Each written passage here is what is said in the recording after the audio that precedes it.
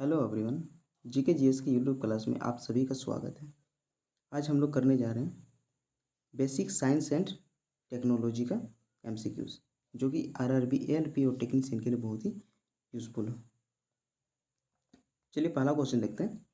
यदि कोई धारा वामवर्ती दिशा में प्रवाहित हो तो नज़दीकी ध्रुव की ध्रुवता होगी। ठीक है, यदि कोई धारा वामवर्ती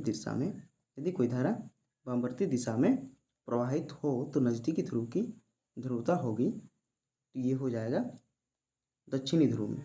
ऑप्शन नंबर ए इसका राइट आंसर हो जाएगा दक्षिणी ध्रुव। यदि वामवर्ती है तो वो दक्षिणी ध्रुव में होगा। नेक्स्ट क्वेश्चन है चुंबकीय क्षेत्र की दिशा। ठीक है, चुंबकीय क्षेत्र की दिशा डैश से निर्धारित की जा सकती है। तो दोस्तों चुंबकीय क्षेत्र की दिशा दाएं हाथ के नियम से निर्धारित की जा सकती है, दाएं हाथ के नियम से, फ्लेमिंग राइट हैंड रूल। ठीक है, राइट हैंड रूल के द्वारा। नेक्स्ट है किसी अस्थायी चुंबक में चुंबकत्व रहता है जब चुंबकत्व बल हटा दिया जाता है। ठीक है, ऑप्शन नंबर ए इसका राइट आंसर है। ठीक है, कोई भी अस्थायी चुंबक जिसका चुंबकत्व रह ही रहा है, इसका मतलब चुंबकीय बल हटा लिया गया हो, फिर भी वो चुंबकत्व बल के अनुसार काम कर रहा है। नेक्स्ट है एक फेज एसी मोटर में कंडेंसर डैश के लिए प्रयुक्त होता है। एक फेज एसी मोटर में कंडेंसर डैश के लिए प्रयुक्त होता है। किसके लिए प्रयुक्त होता है? तो एक फेज को विभक्त करने के लिए। ऑप्शन नंबर ए इसका राइट आंसर है, एक फेज को विभक्त करने के लिए।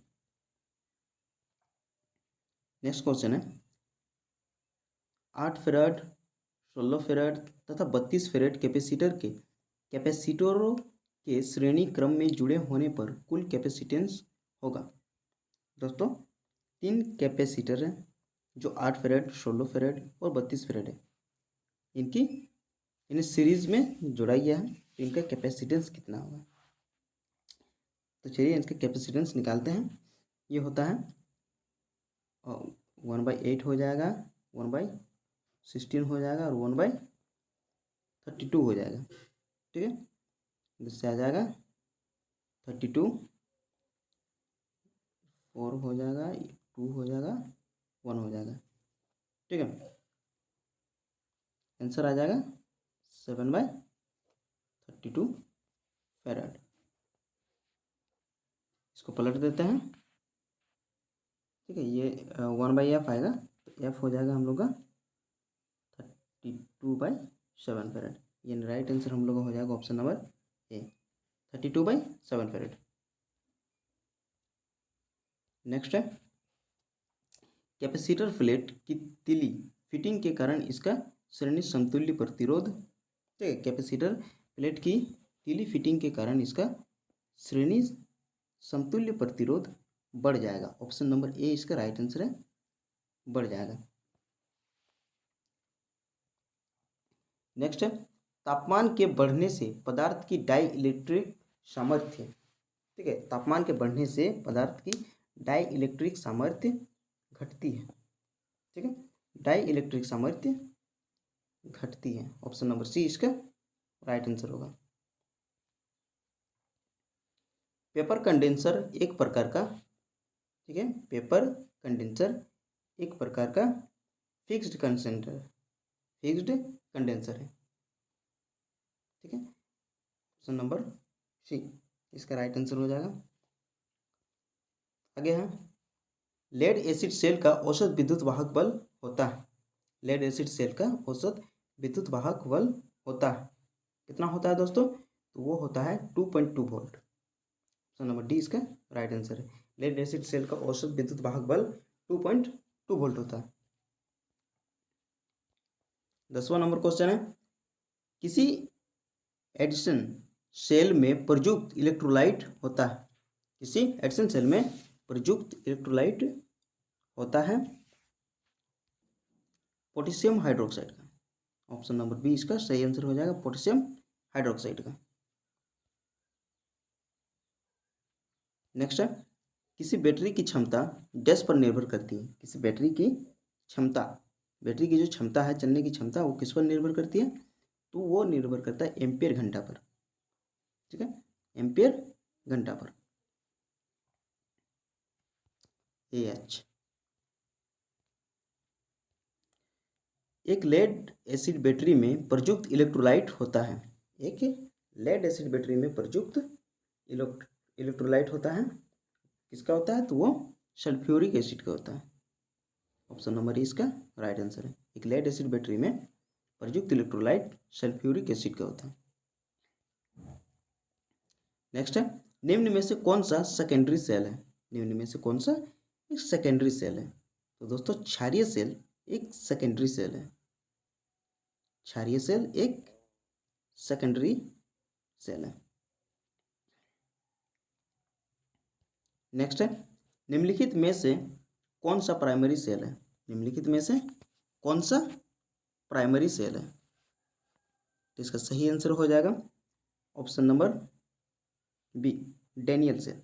डेनियल सेल एक प्राइमरी सेल है। नेक्स्ट है, विद्युत बैटरी एक युक्ति है जो, विद्युत बैटरी एक युक्ति है जो रासायनिक क्रिया द्वारा विद्युत वाहक बल उत्पन्न करती है। Right answer option number A ही हो जाएगा। विद्युत बैटरी एक युक्ति है जो रासायनिक क्रिया द्वारा विद्युत वाहक बल उत्पन्न करती है। विद्युत ऊर्जा की इकाई होती है। विद्युत ऊर्जा की इकाई होती है दोस्तों, विद्युत ऊर्जा की इकाई किलोवाट घंटा होता है। ऑप्शन नंबर सी इसका राइट आंसर है, किलोवाट घंटा होता है, किलोवाट आवर। चलिए नेक्स्ट है, तापमान बढ़ने से प्रतिरोध का तापमान गुणांक पर क्या प्रभाव पड़ता है? तापमान बढ़ने से प्रतिरोध का तापमान गुणांक पर क्या प्रभाव पड़ता है? दोस्तों तापमान बढ़ने से, ठीक है, तापमान बढ़ने से प्रतिरोध का तापमान गुणांक बढ़ता है। ऑप्शन नंबर ए इसका सही आंसर है। नेक्स्ट है, निम्नलिखित में से कौन सा अचालक ऊष्मा से ज़्यादा प्रभावित होता है? निम्नलिखित में से कौन सा अचालक ऊष्मा से ज़्यादा प्रभावित होता है? इसका सही आंसर हो जाएगा option number A, PVC, polyvinyl chloride. Next है, तापमान बढ़ने से कार्बन का प्रतिरोध, तापमान बढ़ने से कार्बन का प्रतिरोध घटता है। ऑप्शन नंबर डी इसका सही आंसर है, तापमान बढ़ने से कार्बन का प्रतिरोध घटता है। नेक्स्ट है, किसी चालक का विशिष्ट प्रतिरोध किस पर निर्भर करता है? तो दोस्तों किसी चालक का विशिष्ट प्रतिरोध उसके पदार्थ पर निर्भर करता है, चालक के पदार्थ पर।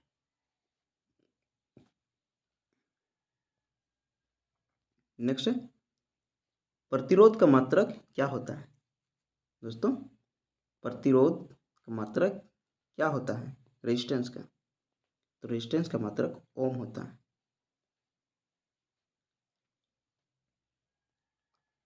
नेक्स्ट है, दो सिरों के बीच वोल्टेज को किससे मापा जाता है? दो सिरों के बीच वोल्टेज को किससे मापा जाता है? तो हो जाएगा आपका वोल्ट मीटर। ठीक है, दो सिरों के बीच वोल्टेज को वोल्ट मीटर द्वारा मापा जाता है। नेक्स्ट क्वेश्चन है, वह बल जो विद्युत को चलाता है कहलाता है विद्युत वाहक बल।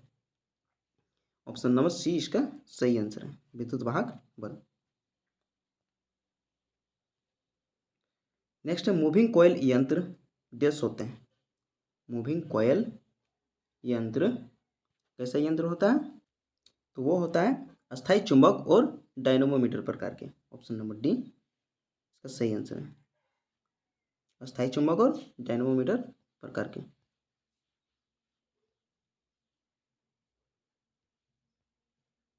नेक्स्ट क्वेश्चन है, एसी ऊर्जा मीटर की डिस्क की कंपन नियंत्रण करने के लिए डैश द्वारा डैम्पिंग टॉर्क उत्पन्न किया जाता है। एसी ऊर्जा मीटर की डिस्क की कंपन नियंत्रण करने के लिए डैश द्वारा डैम्पिंग टॉर्क उत्पन्न किया जाता है। किसके द्वारा डैम्पिंग टॉर्क उत्पन्न किया जाता है? तो वो हो जाएगा एडी करंट के द्वारा। ऑप्शन नंबर ए इसका राइट आंसर है। फ्रेंड्स, आज का सेशन यहीं पे समाप्त होता है। वीडियो यूजफुल लगे तो लाइक कर दीजिए, चैनल को सब्सक्राइब कर लीजिए ताकि आगे की वीडियोस आपको मिलता रहे। इसका पीडीएफ डिस्क्रिप्शन बॉक्स में लिंक दिया है, वहाँ से आप डाउनलोड कर सकते हैं। साथ ही टेलीग्राम चैनल का भी लिंक दिया गया है, वहाँ से भी आप पीडीएफ प्राप्त कर सकते हैं।